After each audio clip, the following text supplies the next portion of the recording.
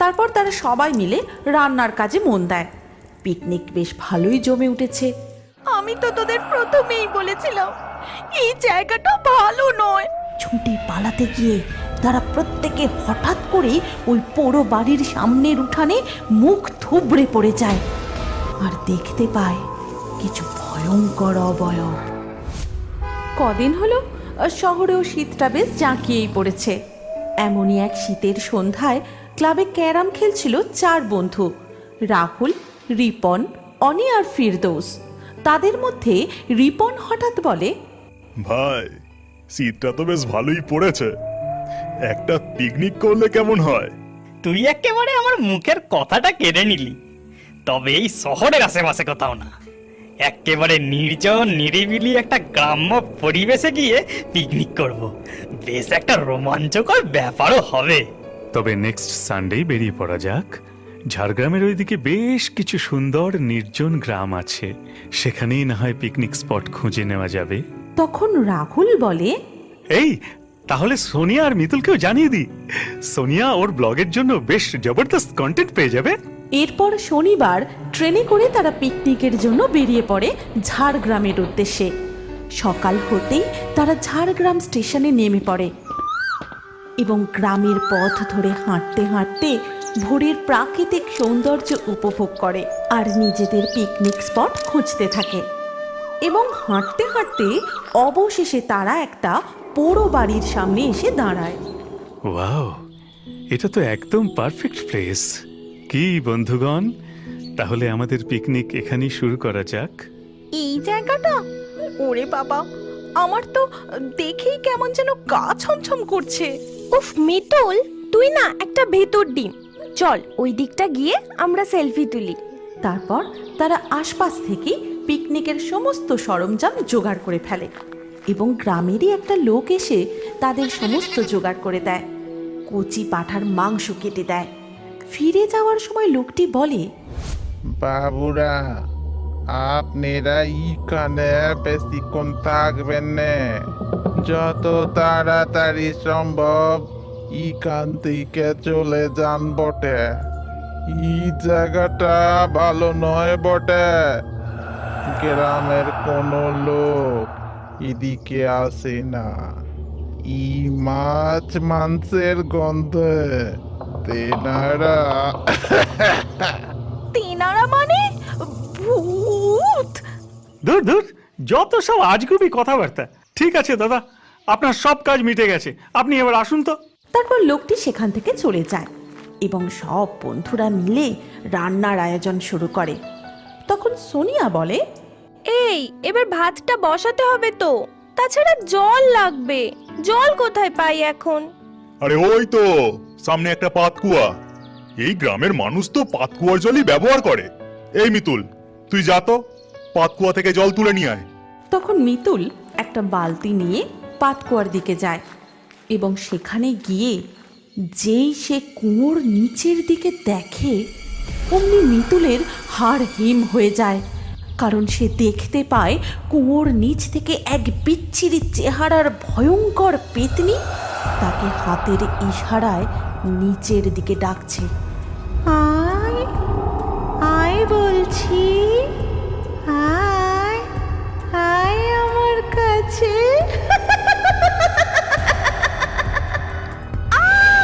বাঁচাও বাঁচাও! মিতুলের এমন ভয়ঙ্কর চিৎকার শুনে তার বন্ধুরা সেখানে ছুটে আসে। এই মিতুল, কি হয়েছে? তুই এইভাবে চিৎকার করছিস কেন? কুয়োর মধ্যে কেউ আছে, আমার দিকে তাকিয়ে কি ভয়ঙ্কর ভাবে হাসছিল। মিতুলের কথা শুনে রাহুল আর ফিরদৌস কুয়োর নিচের দিকে উঁকি মারে, কিন্তু তারা কিছুই দেখতে পায় না। কই, কুয়োর মধ্যে তো কিছুই নেই। তুই কি সব ভুলভাল বকছিস? আরে ও হ্যালুসিনেট করছে রে। ওই গ্রামের লোকটার কথাগুলো ওর মাথার মধ্যে ঢুকে গেছে, তাই এই সব জিনিস দেখছে। এই এই চল তো, চল চল গিয়ে রান্না শুরু করি। তারপর তারা সবাই মিলে রান্নার কাজে মন দেয়। পিকনিক বেশ ভালোই জমে উঠেছে। কচি পাঁঠার মাংস কড়ায় টকবক করে ফুটছে, কিন্তু মিতুল একপাশে ভয়ে চুপ করে বসে আছে। তখন রিপন বলে, এই শোন না, বলছি আমি চট করে ওই দিক থেকে একটু হালকা হয়ে আসছি। এই বলে রিপন ওই পোড়ো বাড়িটার পিছনের দিকে চলে যায় এবং গিয়ে একটা গাছতলায় দাঁড়ায়। হঠাৎ সে তার পায়ের ওপর কিছু একটা অনুভব করে। নিচের দিকে তাকাতেই সে প্রচণ্ড ভয় পেয়ে যায়। সে দেখে একটা নর কঙ্কাল তার পা দুটোকে আষ্টে পৃষ্ঠে জড়িয়ে ধরে আছে। রিপন প্রচণ্ড ভয় পেয়ে চিৎকার করতে চায়, কিন্তু তার গলা দিয়ে একটু শব্দটিও বেরোয় না। উফ, এবার আমার খুব বোরিং লাগছে। তাছাড়া আমি এখনো ভ্লগই শুরু করতে পারলাম না। আমার ভিউয়ার্সরা কিন্তু খুব ডিসঅ্যাপয়েন্টেড হবে। এই অনি, চল তো আমরা বাড়ির ভিতরটা একটু গিয়ে দেখি। এরপর সোনিয়া আর অনি ওই পোড়ো বাড়িটার ভিতরের দিকে যায়। Hello guys, good morning, welcome back to my channel. Guys, আজ আমি তোমাদের একটা গা ছমছমে ভুতুড়ে পোড়ো বাড়ি ঘুরে দেখাবো। চলো দেখি এখানে কোনো ভূত আছে কিনা। গাইস, তোমরা কি ভূত দেখতে চাও? তোমরা যদি আরো আপডেট পেতে চাও তাহলে এক্ষুনি আমার ফেয়ারি টোনস চ্যানেলটিকে সাবস্ক্রাইব করো। আর কোথায় যাচ্ছ? লাইক, কমেন্ট অ্যান্ড শেয়ার করতে ভুলো না কিন্তু। ভিডিও করতে করতে তারা দুজন বাড়িটার অনেক ভেতরে চলে যায়। একটা ঘরের মধ্যে তারা নানা জিনিসপত্র নেড়ে ঘেটে দেখতে থাকে, আর সোনিয়া তার ক্যামেরাতে সমস্ত কিছু ক্যাপচার করে। তারপর সেই ঘরের মধ্যে একটা পুরনো ভাঙা আয়না দেখতে পায় সোনিয়া। আয়নার দিকে তাকাতেই এক বীভৎস চেহারার পেতনিকে দেখতে পায় সে। তাকে দেখে সে প্রচণ্ড ভয় পেয়ে যায় এবং চিৎকার করে ওঠে। অনি, এই অনি! কি হয়েছে? তুই আবার অমন ভূত দেখার মতো চেঁচাচ্ছিস কেন? সোনিয়া কোনো কথা না বলে হাতের ইশারায় আয়নার দিকে দেখায়, কিন্তু অনি আয়নায় কিছুই দেখতে পায় না। মাংসটার কি দারুণ গন্ধ বেরিয়েছে। হে মিতুল, এই দেখ দেখ। মিতুল কড়ার কাছে এসে মাংসের ঝোলটা একটু চেখে দেখে, কিন্তু ঠিক তখনই কোথা থেকে একটা মরা পচা শকুন এসে কড়ার মধ্যে ঝপ করে পড়ে যায়, আর গরম মাংসের ঝোল তাদের উপর ছিটকে পড়ে। তারা দুজন প্রচণ্ড জোরে চিৎকার করে ওঠে, আর তাদের চিৎকার শুনে সোনিয়া আর অনি দৌড়ে সেখানে আসে। এ কি কাণ্ড! তারা দেখতে পায় ফুটন্ত মাংসের কড়ার মধ্যে একটা মরা পচা শকুন পড়ে রয়েছে। মিতুল আর রাহুলের শরীরে ফোস্কা পড়ে গেছে। হে, এসব কি করে হলো?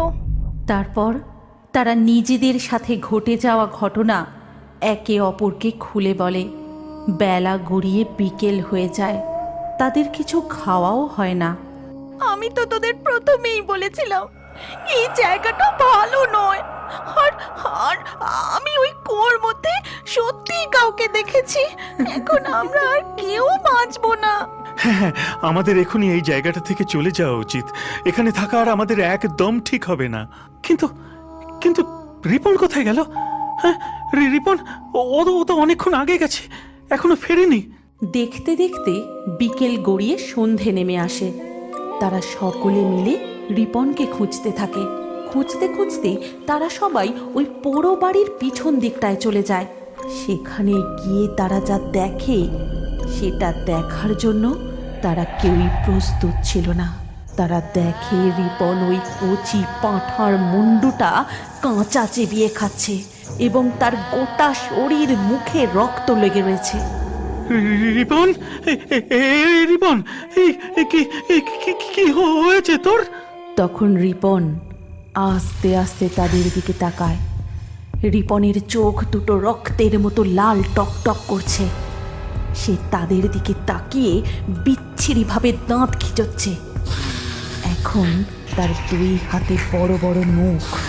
তাকে দেখতে প্রচণ্ড ভয়ঙ্কর লাগছে। পালাতে হবে, যত তাড়াতাড়ি সম্ভব আমাদের এখান থেকে পালাতে হবে। কিন্তু রিপন ও আর নিচের মধ্যে নেই, ওকে রেখেই এখান থেকে আমাদের পালাতে হবে। তারপর তারা যেই সেখান থেকে পালাতে যাবে অমনি প্রচণ্ড একটা দমকা বাতাস বইতে থাকে। রাতের কালো অন্ধকার যেন পুরো বাড়িটাকে ঘিরে ধরে। ছুটে পালাতে গিয়ে তারা প্রত্যেকে হঠাৎ করে ওই পোড়ো বাড়ির সামনের উঠানে মুখ থুবড়ে পড়ে যায় আর দেখতে পায় কিছু ভয়ঙ্কর অবয়ব ও নরকঙ্কাল, যারা তাদের দিকে তাকিয়ে ভয়ঙ্করভাবে খিলখিলিয়ে হাসতে থাকে।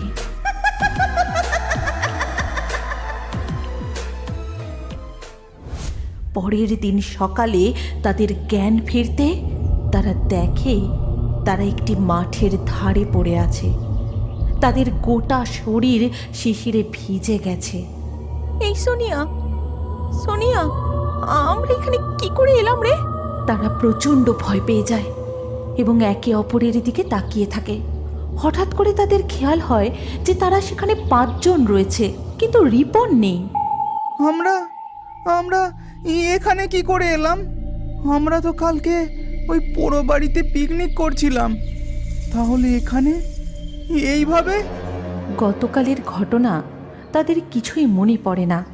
তারা বুঝতেই পারে না যে তাদের সাথে কি হয়েছিল।